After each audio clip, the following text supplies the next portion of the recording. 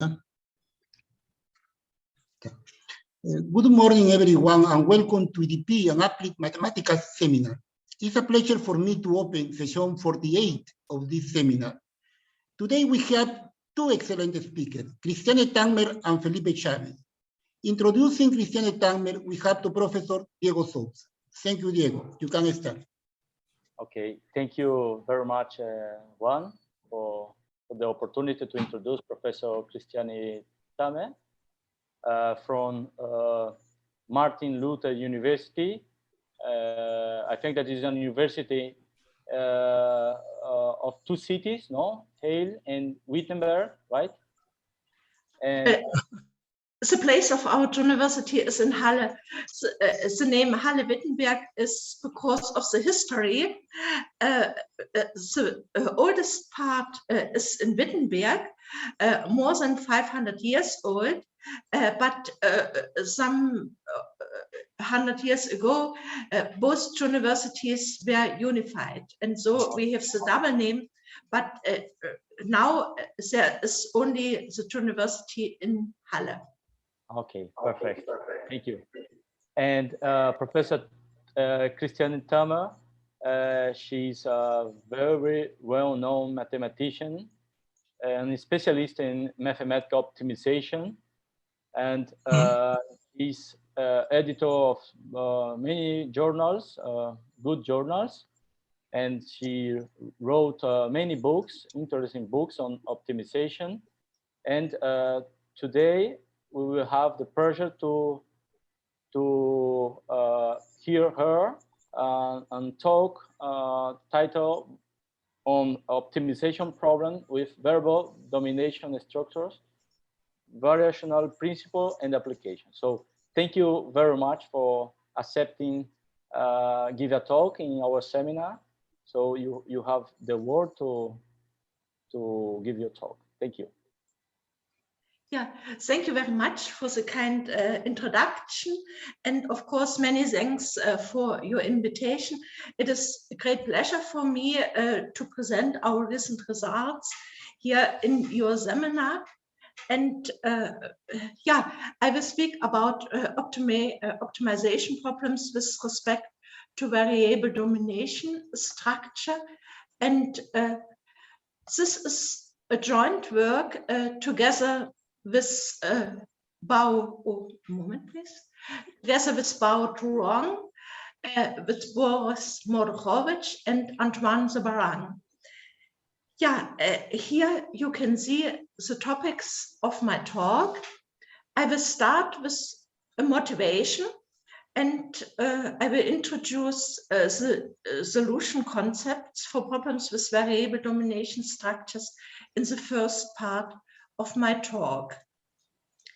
Yeah, the aim of my talk is to derive variation principles using nonlinear scalarization. Yeah, Eclans variation principle is very well known in deep assertions about the existence of an exact solution of a perturbed optimization problem in a neighborhood of an approximate solution of the original problem. And Eclans principle is shown under very weak assumptions, without convexity assumptions, under certain lower semi-continuity assumptions, and the assumptions that the objective function is bounded from below. These are the well-known assumptions in Eclans variation principle, and it plays a very important role in mathematics in optimization for deriving optimality conditions, and yeah, also for the proof of other existence results. It is known that Eclans variation principle is equivalent to Kirk-Zariski fixed point theorem or to Takahashi's existence result, and so there are many applications in mathematics. Yeah, and our aim is to show such variation principles for optimization problems with respect to variable domination structures.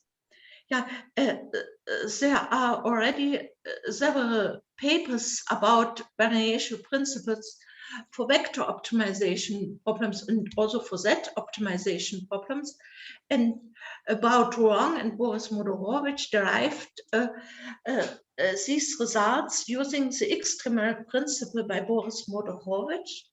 However, we observed that it is possible to derive more general results using a nonlinear scalarization approach. Yeah, these are the parts 2 and 3 of my talk. And furthermore, I will apply these variational principles in order to derive necessary optimality conditions, and we will study some applications in approximation theory, and finally I will give some conclusions.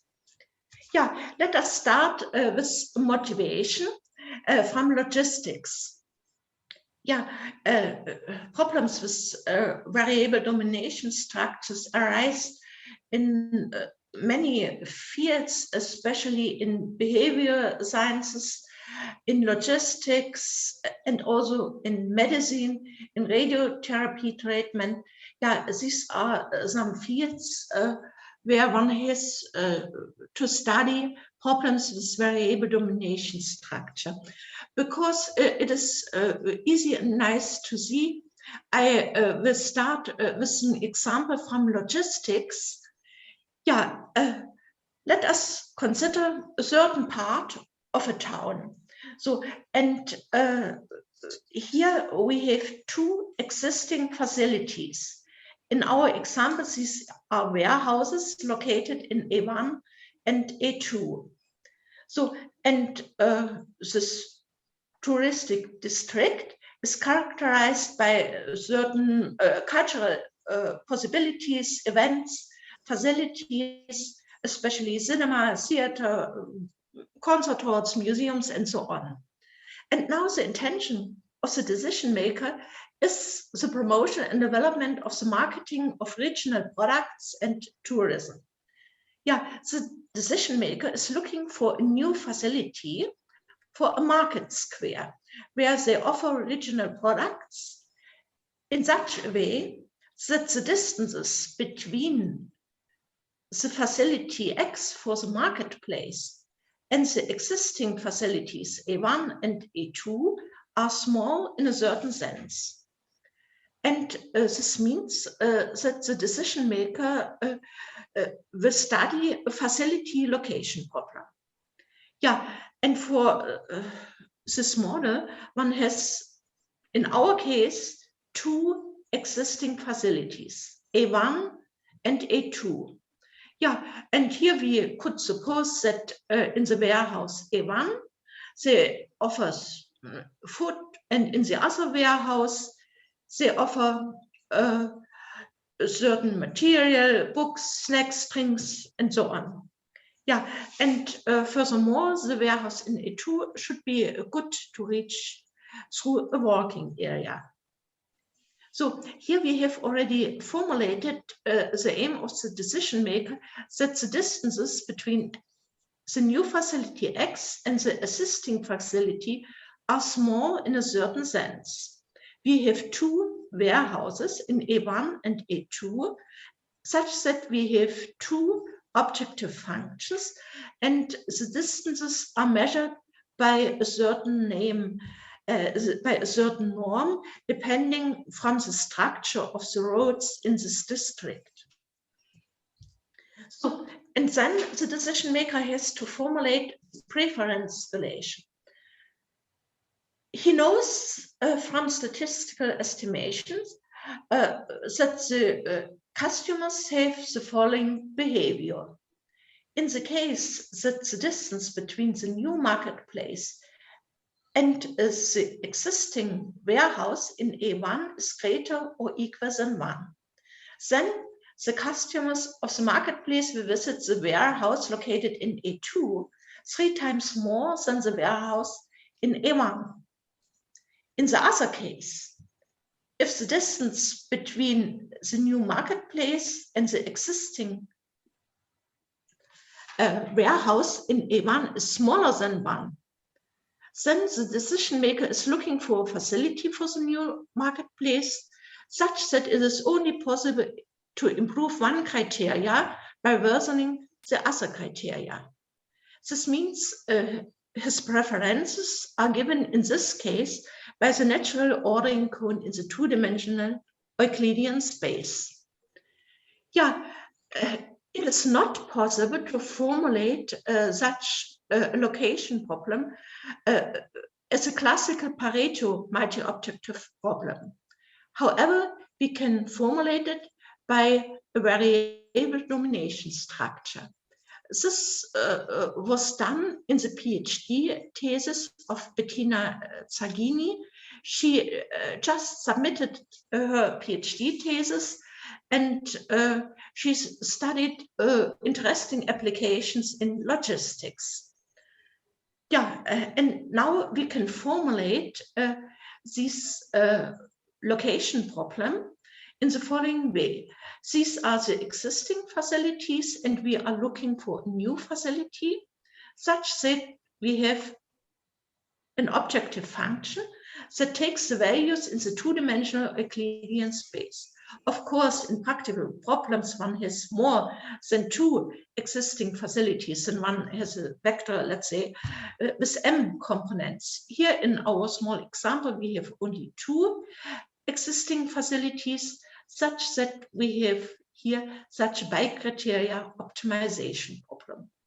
And the minimization is to understand with respect to the domination structure D, given here in this way for these two cases. Yeah, we have different preferences in the first case and in the second case. And here R2 plus denotes the natural ordering cone in the two-dimensional Euclidean space. Yeah, this is a motivation. I already mentioned the Pareto pre-order. This is a classical multi-objective optimization. This is given by a convex cone, more general here in a linear space Y. In our example, Y was a two-dimensional Euclidean space. Yeah?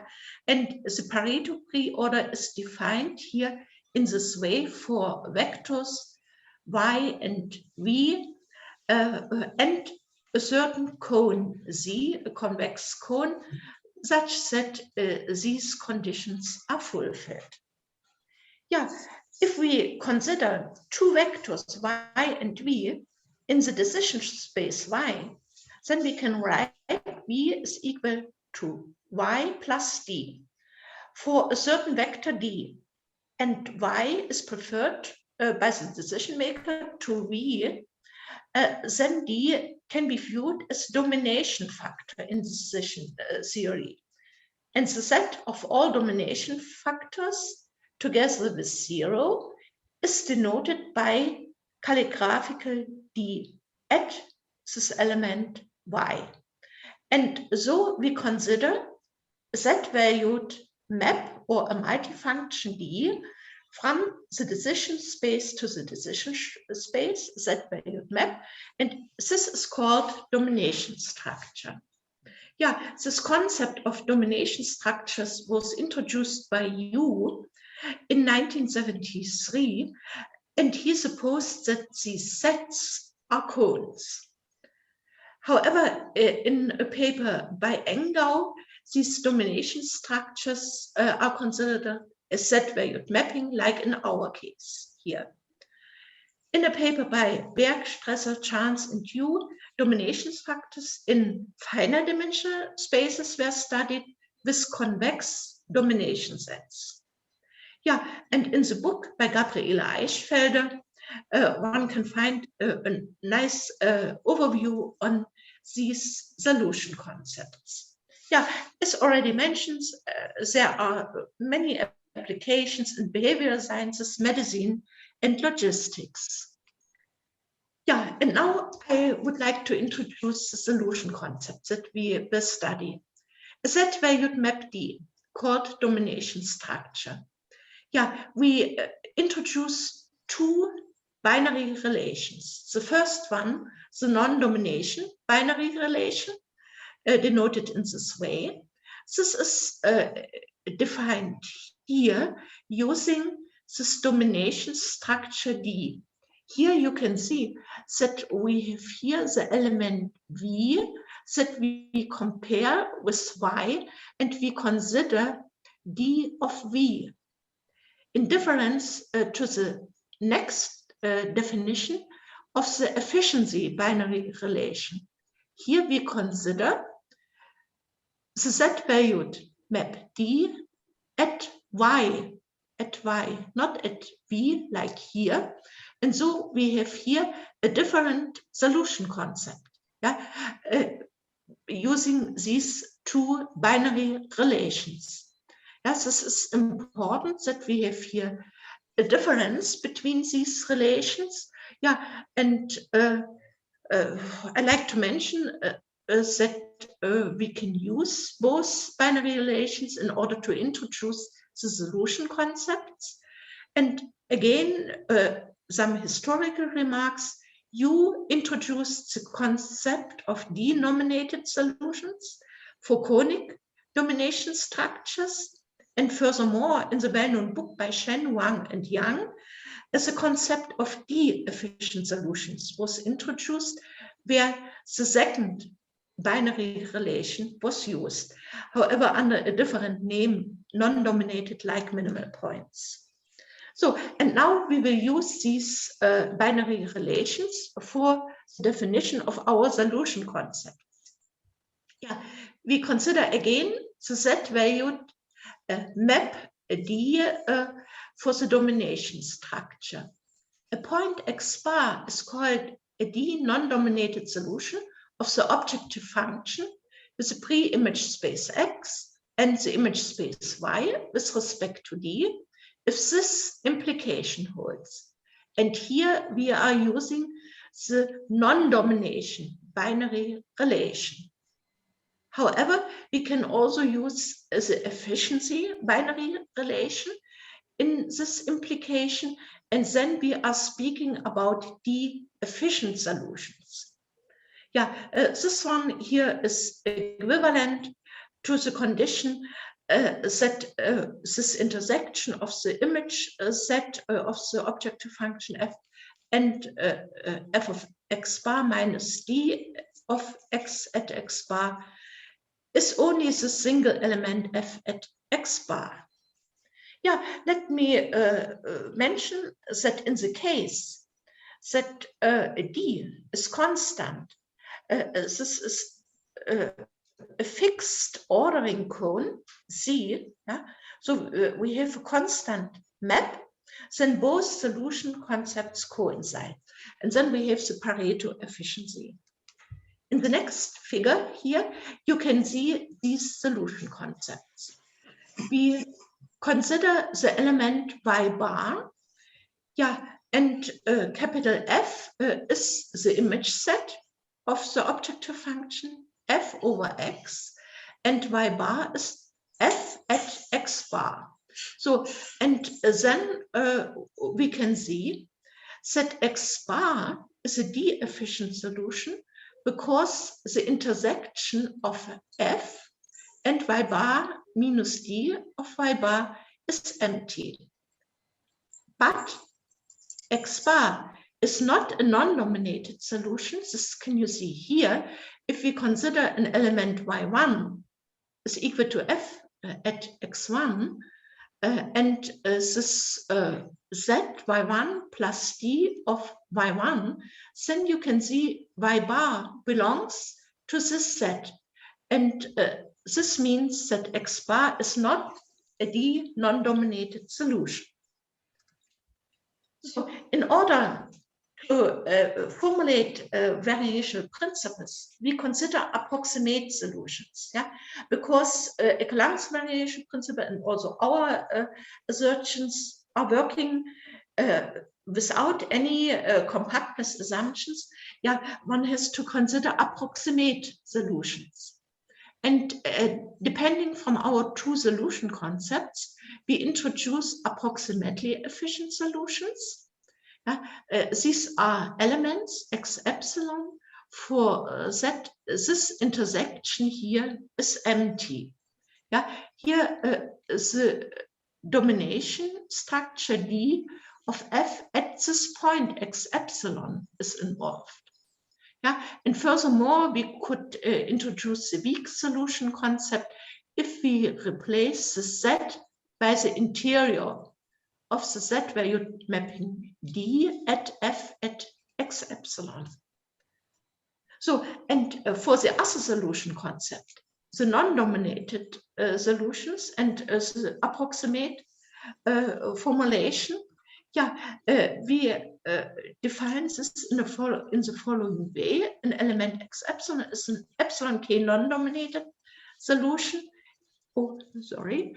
If we have that this condition here is fulfilled, where now the domination structure D, but in difference to the epsilon k efficient solution, here we are using D at F at x for all x belonging to x. Here we have only one fixed element, x epsilon, but here we have this condition for all x belonging to x. This is the difference, and we have to take care for this. Like you can see in the following example, here we consider an image set F and a domination structure D. Then you will see it in the next figure. This Z here is a set of epsilon k efficient elements, but the element -1, 0 is not efficient. However, this element is an epsilon non-dominated point. And this is a set of all epsilon k non-dominated elements, as you can see here in this figure. This is the element -1, 0. This is an epsilon k non-dominated element, but it is not an epsilon k efficient element. This is important that these solution concepts are different for variable domination structures. So, in the second part of my talk, I will introduce this nonlinear scalarization concept. For this we need some notations. We will consider sometimes linear spaces, sometimes linear topological spaces. We say that a Z is solid if the interior of A is non-empty, and proper if A is non-empty and A is not equal to Y. The pointedness is sometimes of interest. This is this condition, and the definition of a cone is recalled here. The cone is convex if A plus A is equal to A. So, and this is the definition of the dual cone to a cone A. In order to introduce a nonlinear scalarizing functional, we introduce the notion of a scalarization direction of A. A vector K is called such a scalarization direction of A if two conditions are fulfilled. A does not contain lines parallel to K, and this scalarization condition is fulfilled. We need these properties in order to get that the nonlinear scalarizing functional is well defined. And the set of all scalarization directions is denoted in this way here. So, and this is the nonlinear scalarization functional that we will introduce here and that we will use. This is a separating functional for non-convex sets, where the scalarizing direction K and the Z A are involved. Yes, this is K and this is A. And we are speaking here about a nonlinear scalarization functional. This functional has interesting properties, like mentioned in our books. Here I mentioned this book from 2015, however, also in our book, Variational Methods in Partially Ordered Spaces, these properties are shown. Yeah, especially the lower semi-continuity is important of this functional. The domain of this functional is given using the direction k in the ZA. And furthermore, we have this nice tau level Z property here, that the level Z of this functional can be described by this shifted Z here. And furthermore, the translation invariance, also called linear shifted along scalarization direction, mentioned here, is important for the proofs. One result, convexity of the functional if and only if ZA involved in this definition is convex and positively homogeneous if and only if A is a cone. So here an illustration of this functional. Yeah, here you can see this functional with A is equal to K, is the two-dimensional in the two-dimensional Euclidean space, the natural ordering cone K is equal to this vector K0. Then we have, like in the definition of the functional, T times K, and then you can see here the shifted Z Tk minus K in red color. Yeah, this is this shifted Z. However, we have to take the infimum here, and this can be done in this way. If we are looking for the infimum over T, then you can see here that we have the objective function value T bar for both elements Y bar and Y hat. Yeah, this is the illustration of the nonlinear scalarizing functional.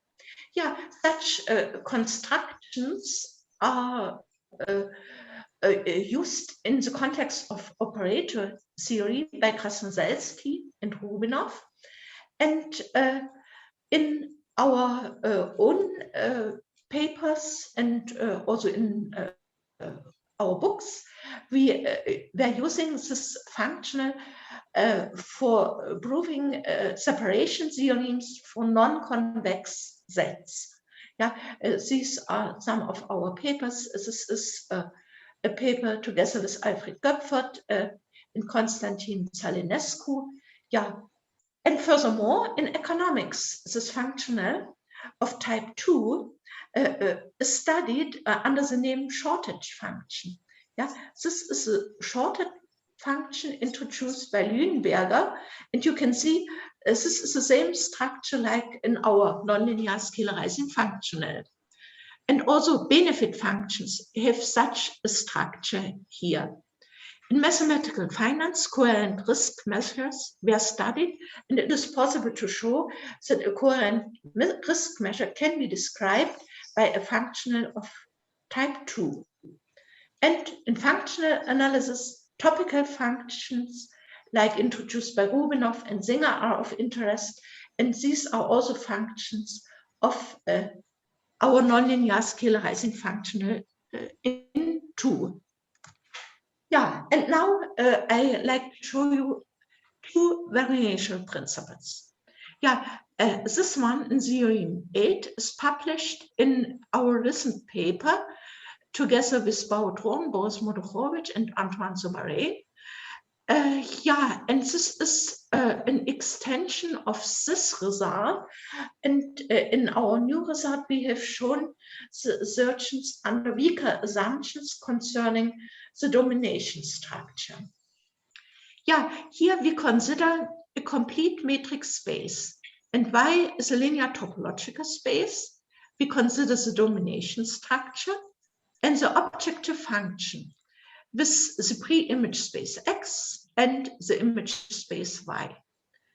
Epsilon is a real number greater or equal than 0, and we consider an epsilon k efficient solution of F over x with respect to the domination structure D. We denote f at x epsilon by y epsilon.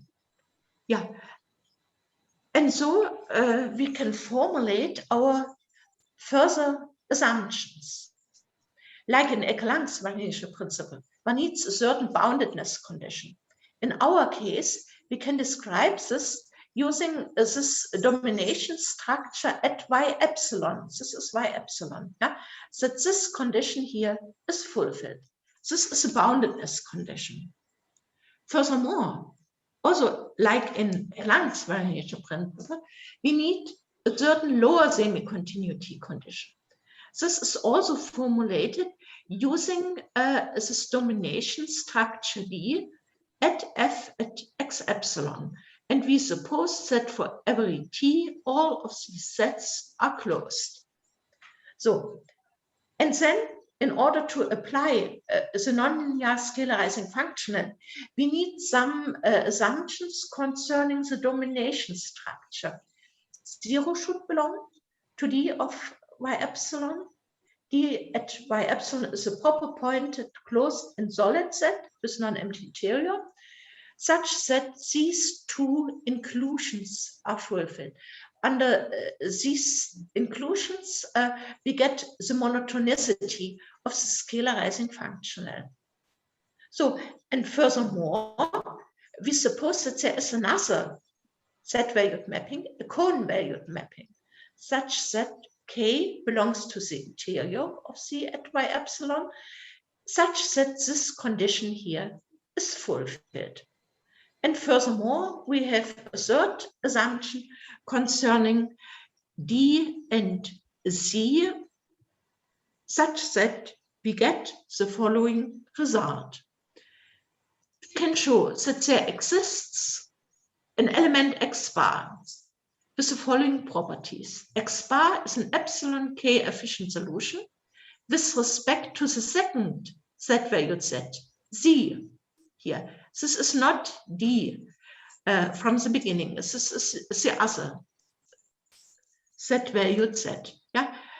Here we have the assumptions concerning C and the relationships between Z and D. So, furthermore, we can show that this new element belongs to a square root of epsilon neighborhood of the original approximate solution x epsilon. And then we can show that x bar is an efficient solution of a perturbed objective function, an exact efficient solution, not an approximate efficient solution. This is important. An exact efficient solution with respect to Z, and the perturbed objective function is given here. This is the original function, and this is the term of perturbation. Yeah, and this means this condition, an exact solution of the perturbed problem, is formulated here. Yeah, I would like to show you the proof or a sketch of the proof, such that you can see how we can proceed here.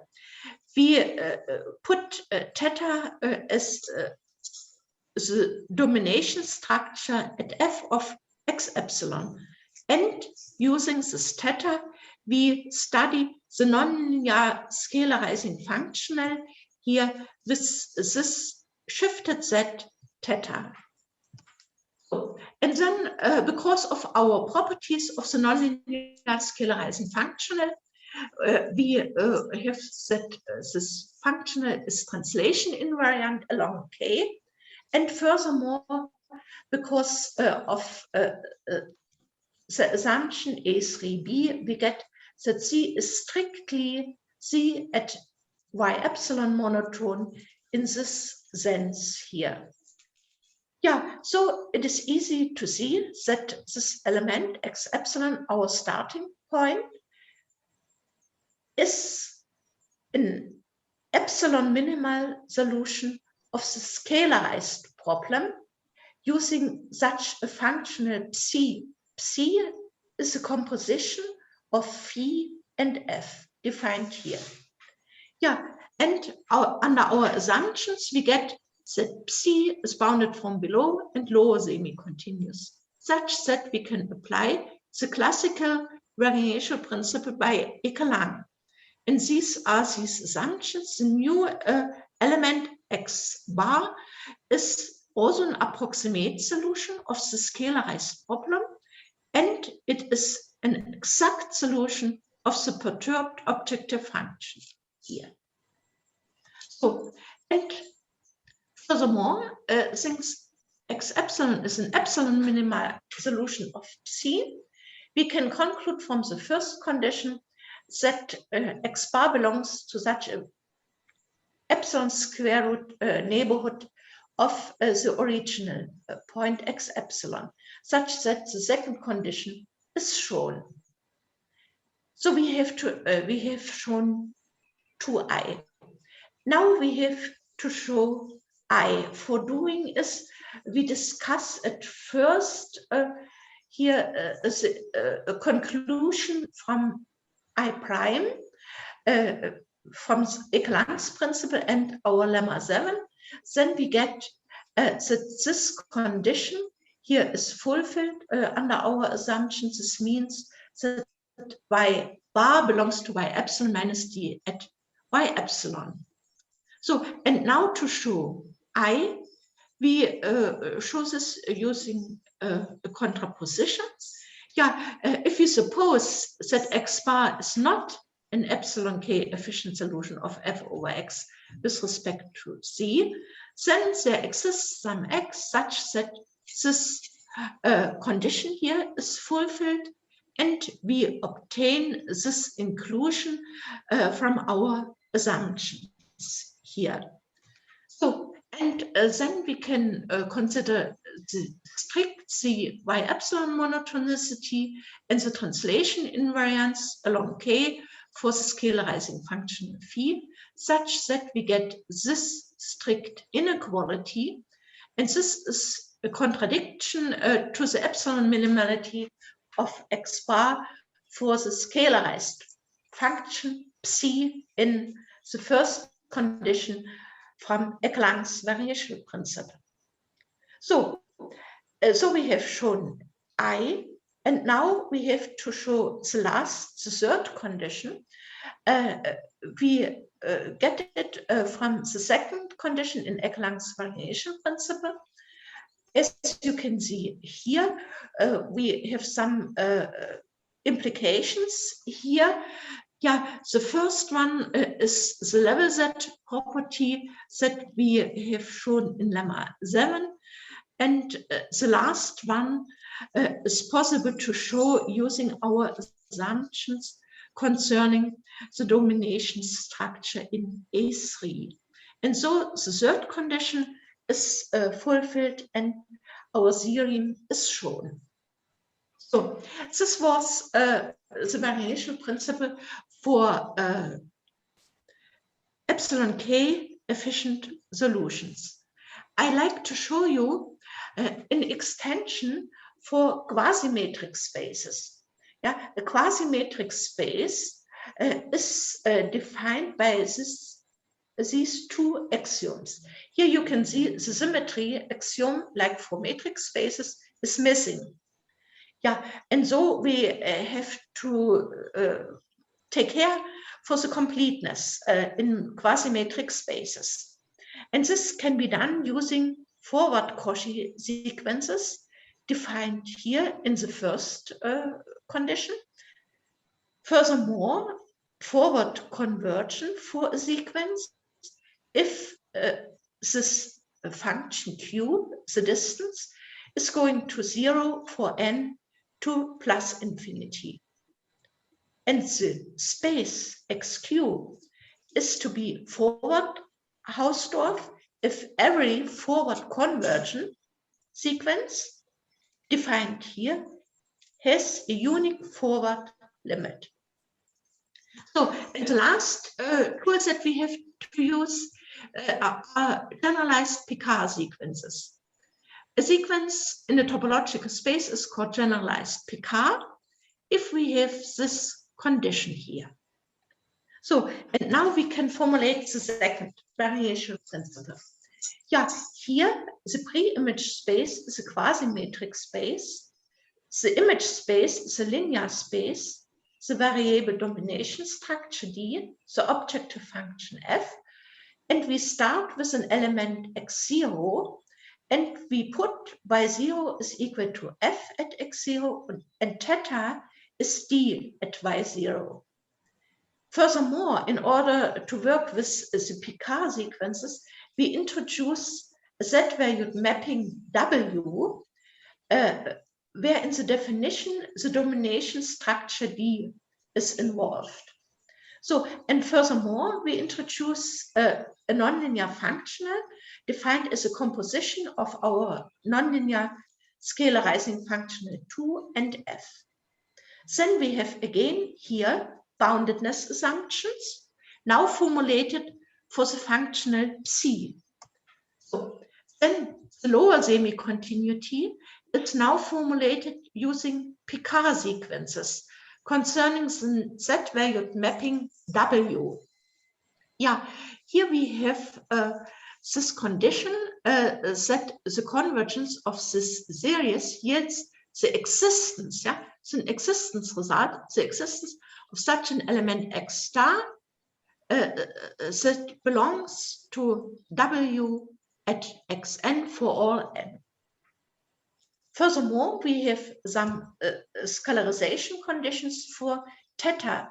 Theta was d at f at x0. We suppose that such an algebraic closeness condition is fulfilled because we are working in the framework of linear spaces, and then for this z theta we have some conditions related to the scalarization and the properties of the scalarizing functional. Then we get that this element x star satisfies this inclusion W at x epsilon is contained in this Z here. So, and if in addition the space is forward Hausdorff, then the conclusions of the theorem reduce to this condition here. This means that we have here an estimation of the approximation error of the element f at x epsilon. And furthermore, we have this result that x star is a theta efficient solution of the perturbed objective function. Here we have again the term of perturbation, and this is the original function. Yeah, here we consider the z theta d of f at x0 is theta. Yeah, and so we are also looking for a corresponding result for epsilon k or d efficient solution. And this can be done here if this domination inclusion additionally is fulfilled, then x star is a d efficient solution of the perturbed problem. Here we have really, like we need for the definition of d efficient solutions, at the right hand side d at f at x epsilon. And finally, as a starting point, an epsilon k efficient solution, then x star can be chosen such that we have here additionally to our assertions this condition concerning the square root of epsilon neighborhood of x0. Yeah, this is the second variational principle. Furthermore, we have shown variational principles also for non-dominated solutions under variable domination structure using similar arguments. And in a recent paper by Elisabeth Köbes and me, we have shown existence results in the sense of Takahashi as conclusions of these variational principles. Yeah, and finally, I like to make, my time is almost over here, such that I will only show you some ideas how to use the variational principles in order to derive necessary optimality conditions. Here we are using in the framework of Banach spaces, and we consider an abstract subdifferential, as a z-valued map given here as a subset of the dual space to X. Furthermore, we consider such a class of functions acting between X and Y, having the properties that the composition at left with a lower semi-continuous function gives again a lower semi-continuous function. The axiomatic approach to the subdifferential is given by these conditions A1 to A5. These are very natural conditions. In the convex case, it coincides with the Fenchel subdifferential. This is the minimality condition. In the convex case, we have here such a chain rule. Furthermore, if we consider problems with restrictions, then we have to take into consideration the indicator function and the subdifferential of the indicator function. And this is a rule for sums under certain additional assumptions. And so we can show this necessary optimality condition for epsilon k efficient solutions of f over omega with respect to d. Here we have to suppose that all assumptions of theorem 8 are fulfilled, where such that z-valued map C is involved, and we have to suppose that Z of Y is convex for all Y. And then we consider such an abstract subdifferential, and we can show that there exists an epsilon k efficient solution with respect to Z, denoted by x bar, that belongs to a square root of epsilon neighborhood of x epsilon, such that such a well-known, from nonlinear optimization, well-known optimality condition is fulfilled. And here we are using elements of the subdifferential of the nonlinear scalarizing functional at the point 0. V star is an element of the subdifferential of the scalarizing functional. This is important. This is the subdifferential of the indicator function, and B with the index x star denotes the closed unit ball in the dual space to X. Here, a short look to the proof. We have to apply theorem 8. And we can consider the scalarization of the vector-valued objective function, of the perturbed vector-valued objective function, and then we have our axioms H2 and H4, such that we get this condition. Furthermore, we can use the rule for sums here. This is this one, and the chain rule, such that we get here our necessary optimality condition. And at the end of my talk, I will give an example for applications. Here, we could consider general approximation problems. We introduce a vector-valued norm. A vector-valued norm, denoted by the symbol from Z to a cone in the space Y. So, and we suppose that these three conditions are fulfilled. For the case that it is the classical norm, then you can see all of the well-known conditions for a norm, positively homogeneous. And here we have the triangle inequality. And the subdifferential of the vector-valued norm is known. It is given here. It could be seen in the book by Johannes Jahn. This is a set of linear continuous operators with these properties. And for our searches, we suppose that theta has a weakly compact base and the subdifferential is non-empty. And then we could consider the following vector-valued approximation problem with a coast function G that is locally Lipschitz, and linear continuous operators AI and elements small ai. Then we have this objective function, and we suppose that D is a domination structure, and the feasible set is omega supposed to be closed.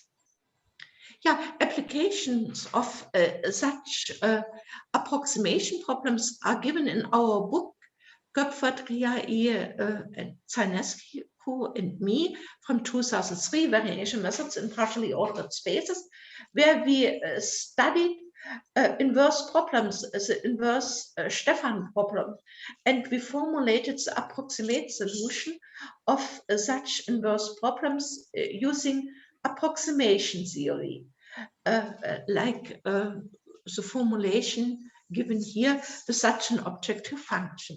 And now, at the end of my talk, as an implication of our results here under the assumptions of theorem 8, for the vector valued approximation problem, we can consider an epsilon k efficient solution x epsilon, and then we can use our abstract subdifferential such that these conditions are fulfilled, and then we can show that there exists an element x bar that is also an epsilon k efficient solution that belongs to square root of epsilon neighborhood of the starting point x epsilon, such that these conditions are fulfilled. There exists an element v star belonging to the subdifferential of the scalarizing function at 0, such that 0 belongs to this z here. This is a scalarization of the cost function g, and this condition is related to the structure of the subdifferential of the vector valued norm. For t, these three conditions should be fulfilled. And if you would consider the case that y is a space R1 and we have the classical norm, then you can see here all conditions that we get for the subdifferential of the classical norm from the Hahn-Banach theorem. This is the normal cone related to the subdifferential of the Decatur function, and this term is related to the subdifferential of the norm. So, some conclusions. It would be nice to derive optimality conditions for vector valued approximation problems. Here we have shown the results for epsilon k efficient solutions, but also for epsilon k non-dominated solutions. It would be interesting to use our results for deriving numerical procedures. First results are already shown in the papers mentioned here. And furthermore, it would be important to compute the subdifferential of the scalarizing functional related to variable domination structures for certain z-valued mappings D or Z. So, and here you can see the references for my talk.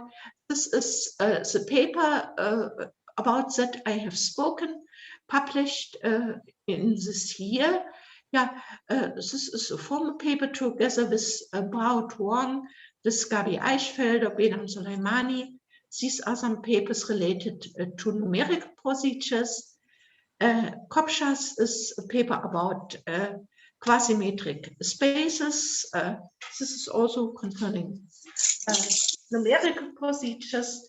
Yeah, the properties of our nonlinear scalarizing functional are proven here in our books. Here I mentioned these books. Yeah, and of course we are using elements from variational analysis given in the book by Boris Modorovich. So that's all. Thank you very much for your attention. Thank you very much, Professor Christiane Tammer, for this very nice talk. So now we open the turn for questions, comments.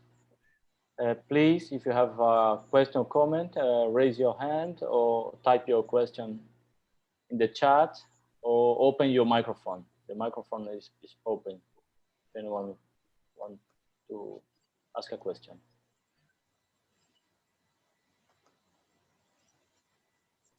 I have a question, Professor. Oh, okay. Professor Goffert. Yes, yes.